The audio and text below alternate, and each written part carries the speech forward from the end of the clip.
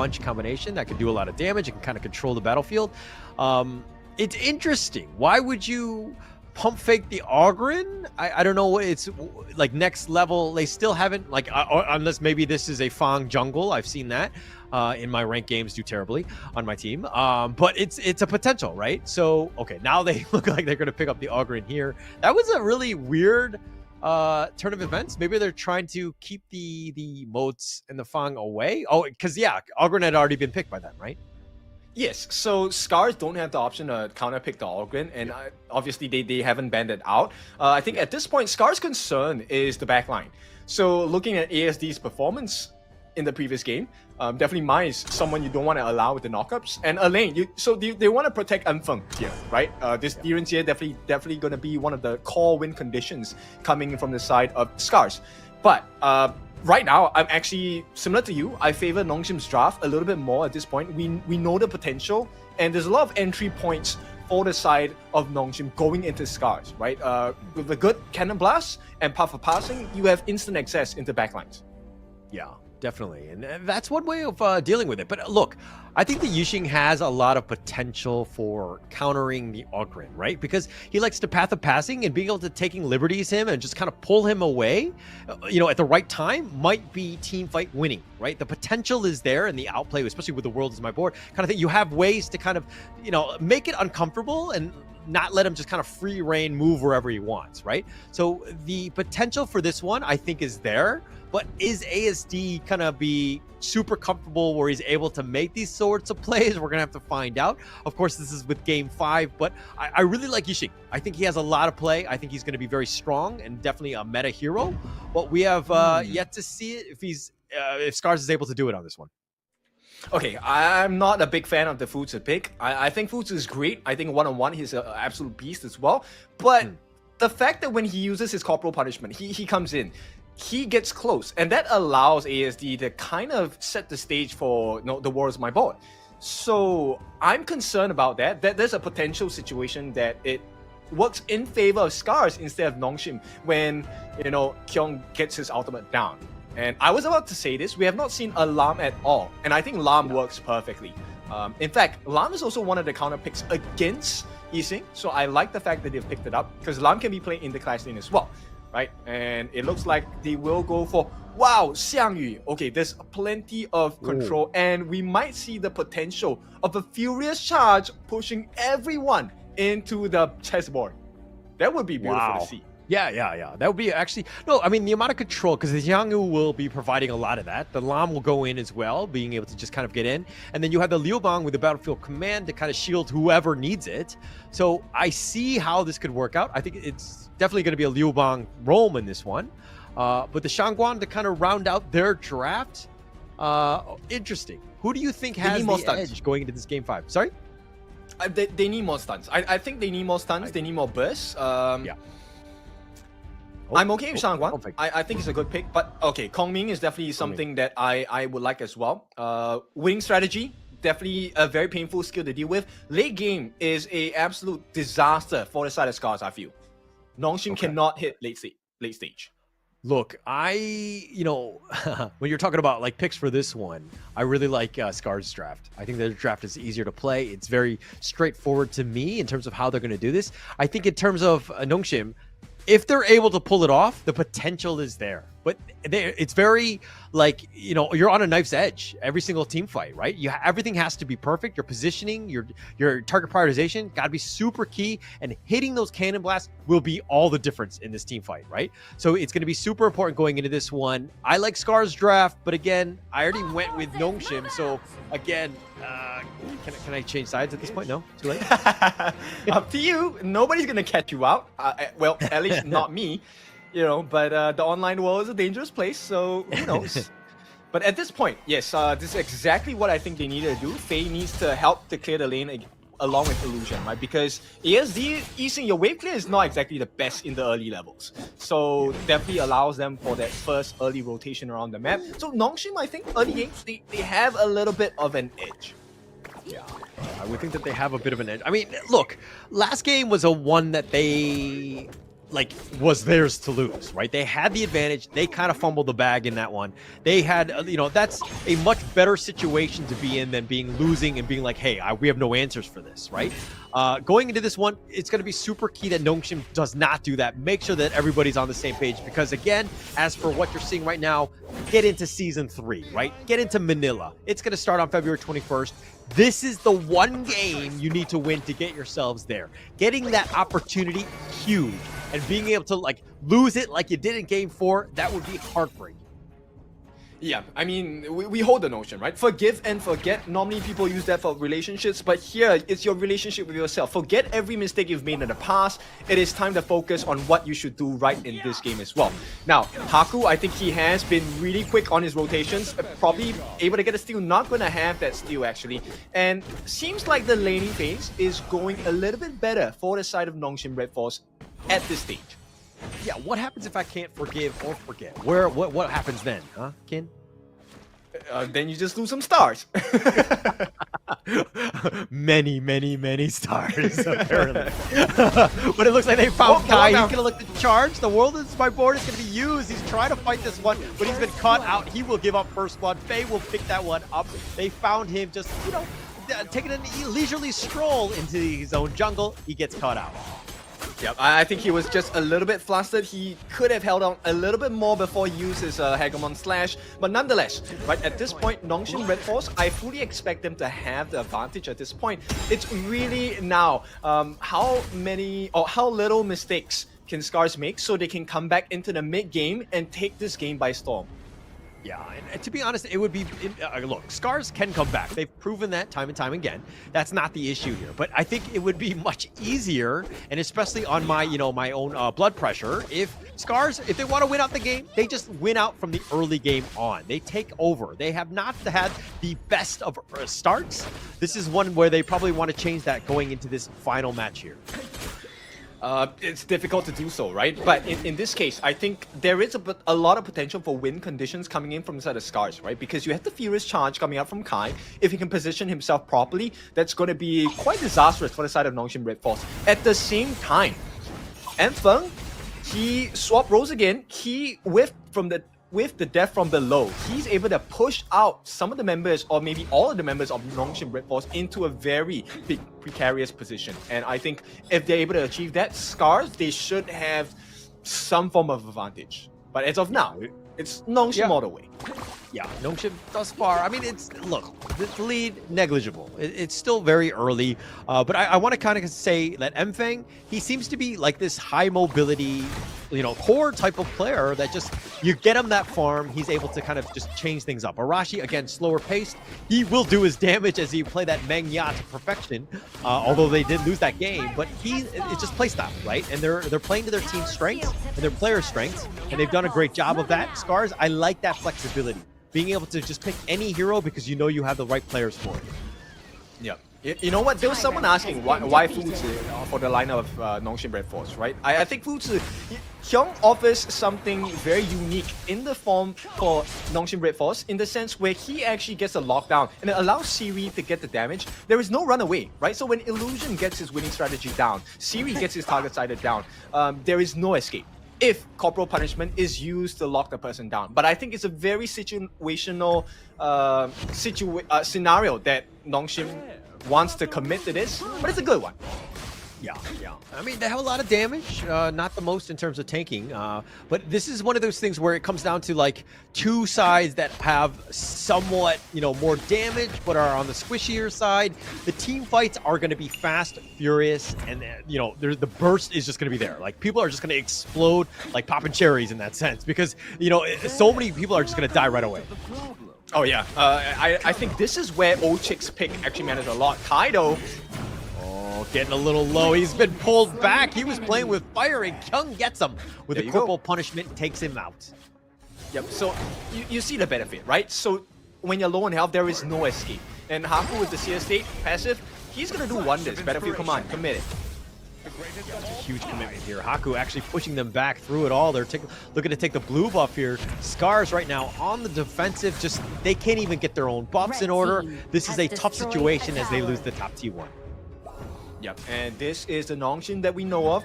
about 1,000 gold ahead, and you know, first objective already in the hands of Nongshim Red Force. Right now, if Scars allow Nongshim to take the Overlord as well, it's quite a big detriment to their farm and the map control.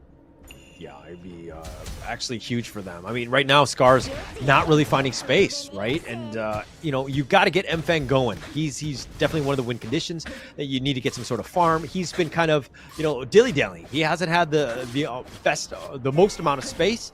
Kyung9 even looking to just invade the enemy jungle, making it difficult. Kai has struggled a bit on this one, and we're kind of seeing a little bit of a...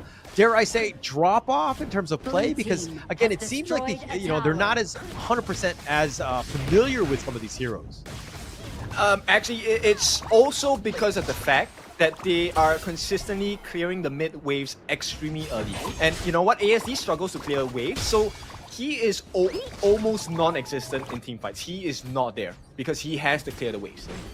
Yeah, he has to just stick around, making sure that he kind of absorbs it, protecting that T1. But look at what Nongshim have been able to do. HaKu just waiting around, you know, he doesn't need to do anything. They have a pretty big of a lead, and they're just invading the enemy jungle, taking everything. Even Kai trying to go up in front. He will be cannon blasted to the face as he gets on out of this one. But Kai hasn't really had that impact as he's sticking around in that mid lane. HaKu makes an appearance, but this blue buff is going to be the next big fight. Yeah, this could be the potential change of situations here. They get 3 on the lockdown as well. ASD needs to do more damage. It looks like it's not going to be enough at this stage. And Nongshim, when they're sticking together, they're just controlling the battlefield. They're done a good job of this. This is the Nongshim that we know, where they're sticking together, right? I think that maybe last game where they're like, hey, John Wei, like let them just kind of solo farm. You kind of saw the impact of this. They need all 5 members. It's like Power Rangers, right? You're only strong when you have all 5. If you have only 4, you can't even morph, man. Yeah, exactly. And you know what? It's really difficult because you can't exactly jump into the lineup of Nongshim when they're 5 men strong. You have Faye with the thing inside the box. You have HaKu with the death precipice. There's so many things that could go wrong if you dive at the wrong time into Nongshim Red Force. Yeah. And again, like this is the Death Ball Nongshim style, right? They stick together. Like you have the, you know, HaKu and Ogren all the way up in front. You have everybody else waiting in the wings. To anybody who attempts to go up on HaKu can get blown up, controlled, and just, you know, just having a rough time. So it's a very scary lineup to fight into. Scars needs to do a good job of just kind of split pushing, making sure they get farm, because once they find somebody who might be a little out of position, they need the damage to blow that person up. Show no weakness. Yeah. And it looks like Deep Frost is maybe the potential item of choice. No, I think Arashi is just going for more damage. He wants to get the Daybreaker, just the Armor Shred for the side of this Demon tier. And hopefully that would change the state for the side of Scars. But as it stands now, Nongshim Red Force, I see no lose condition at this point, even if they get caught out. Wow. Not a single, not even like a 1%er? No. Like, at this point? Yep. Look, Radiance, they have the stuns. There's plenty of sustain for HaKu. HaKu doesn't even have the Blood Rage yet, right? And they're already having difficulty dealing with this already. And we all know why, right? The lifesteal, the sustain, it's already very difficult. And at this point, I think Scars, they need another 5 to 6 minutes minimum to get the farm on point. Look at that. Yeah. That's a lot of damage. Yeah. He's just stepped in front of the president there as the bodyguard. But MFeng doing a good job taking out the tyrants. That's what they need to look at, right? Find the gaps in where Nongshim are potentially, are not, right? And then to take whatever they can. MFeng needs to do a good job of just kind of split pushing, taking what space is provided for them, because they're kind of falling behind. Nongshim have done a great job of just death balling and just forcing things out. They've already taken, all the way down to the T3 top. And now they're looking to just take the bottom hit on this one. But with the Shadow Tyrant, this is going to be a huge one. I think Nongshim will just easily pick this up. Yeah. Actually, you know what? As I take a look at the map, I find it kind of surprising. They've only taken 2 turrets on the side of Nongshim Red Force, right? I expected them to be having a more dominant lead, but I think patience is key, at least for Nongshim Red Force. So at this point, Scars, they are holding pretty well. Based on what's happening and the amount of lead Nongshim Red Force has, I think it's just safe to say they still have the potential to come back into this game. Really never say difficult, never, but right? Of course. but it looks like you know, Nongshim have done a good job of invading the enemy jungle. This is where, like, you know, you're starting to, you know, tighten the noose a little bit more and more, just making it a little bit uncomfortable for them. And Scars, they will start to fall off because they're starting to group up. They're starting to just share whatever farm XP they can get together, and just defending, you know, this T1, for instance. It's just a tough situation. They need to figure out ways on how to just like invade the enemy jungle. Somebody needs to be aggressive. Yes, you might get cut out here and there, but you're actually forcing Nongshim to kind of react to you in some way. Now you're playing to Nongshim's strengths, which is, again, just casting this giant net and slowly taking you out. Yeah, I agree with you. I think, you know what, the war of attrition is something that might work against Nongshim Red Force. But here we go, they're from below, maybe on the back lines. Oh, he's fighting 1 versus 3. He's trying to go for this one. 1 versus 5. MFeng, the battlefield command, not enough. He will fall. The world is my board. Going to be used. Just has a little bit of a knockup. Taking liberties. He's going to do a little bit of damage onto Illusion, but no follow-up on the backside. Here we go. The path of passing. It was on point. He gets surprise. He catches him out. That's 4 members now. Naked 5 as a triple kill goes the way of HaKu. Now that is some domination from Nongshim Red Force. The flavors have come to work together, and oh my god, it's been brilliant. Like Nongshim Red Force, they might help themselves to that last tower on the top, T3. Base is open. I mean, the rest of the members of Scars are coming back, but what can they do here? I mean, the minions have been slow. That's a small reprieve here. MFeng just trying to deal with the minions. Think inside the box is going to be just flex, but it looks like they've got MFeng. They take him out. They're looking to close out the game, and congratulations to Nongshim Red Force as they will go to Season 3. One step further, I mean, once again, this is a really strong performance from Nongshim Red Force. I like the draft, I think it was perfect. But at this point, Scars, I can't help but feel for them as well. They were so close. All they had to do was to pull the trigger. They couldn't afford to. And congrats once again, Nongshim Red Force. They make it into Season 3 of our Honor of Kings Invitational in Manila, Philippines. Huge win for Nongshim, be able to bounce back. Game 5, all the doubt, everything, going the distance. That's exactly what you want. That was the never say die attitude of Nongshim and Red Force. And being able to control that game, that is their playstyle. That is their MO. They need to stick to that, where they take the lead, because again, almost every single game, laning-wise, they do such a good job of controlling it and then and turning that into a mid-game victory. And they need to stick to that. They did really well in that Game 5. And again, congratulations to Nongshim Red Force. I hope they have a team psychologist on the side of Nongshim Red Force, because it looks like they like to have control. I mean, all 5 games, their drafts have been full-on CC control. I don't know what else you want, right? Every single hero offers you something of a lockdown, something of a stun, and it's hard to play against, let's be honest. Yeah, for sure. Definitely hard to play against. But, you know, like, look, I want to give props to Scars. Going the distance is no small feat, you know, going into this one. They had a very somewhat courageous effort in M4, which I'm sure was draining on them, getting back in that game. That's tough to do. And then to close out yet another game, these are long, arduous best of 5s. You have to get yourself into that situation, and sometimes, you know, it's a stamina thing, and you might have a tough time. And Scars was not able to do it in that Game 5, as Nongshim were finally able to close it out. Yeah, let's take a look at the itemization here. I like the fact that Illusion did not went too greedy, right? Actually gets the insatiable tone for the sustain as well. HaKu, I mean, case closed. He was just on it, right? Blazing Cape along with the Eye of the Phoenix, and right as the game was going to end, I mean, they already were having difficulties dealing with HaKu, but the moment he got that Blood Rage, game sealed, right? And Faye as well. Okay, professionals in general, when they play modes, they go very tanky and very utility based, right? With the Frost Breath, Freezing Breath.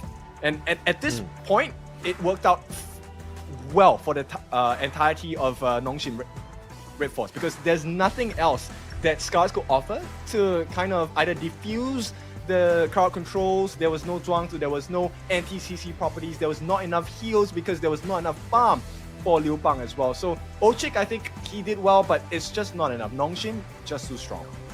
Yeah, no, way too strong. And I kind of feel like if they maybe they had like a Da Chao to kind of split push, then get yourself out of dodge, you know, just kind of like work around the death ball that Nongshim had. I think that's something, you know, like an option that they could potentially look at in the future. But again, you know, more props to Nongshim on this one, being able to close that one out. So this is the highlights. This is pretty much the HaKu show. He was on point, just getting all those kills, just forcing it out. And Scar's playing on the defensive, you know, pulling them out, getting all those kills. Really well played by Nongshim. Yep, Seal State to help with the KS, and KS I mean Q secure, right? No stealing here. At this point, HaKu, he was really the star of the show because they made full efficiency every time he entered Seal State. That 10%, hey, we will get it for you. The team was really just helping him farm. Look at this. That was a beautiful cannon blast along the stuns, and with the Death's Precipice, holy. A full ace. I mean, to end a best of 5 and to qualify in the season 3 with that play. I mean, how do you feel, man, as Nongshim Red Force? I mean, that's got to feel amazing right here. I mean, it felt so good. Faye was actually flexing with the think inside the box taunt that he put on there, but they were able to just close it out. I mean, that team fight just pulled it out. That flank was, you know, what won them the series, right? That's how you want to do it. You want to catch them off guard, and comboing it with the cannon blast was on point. The draft was well executed. You know, the strategy that they wanted to have done, and getting Ogren in game 5. Really?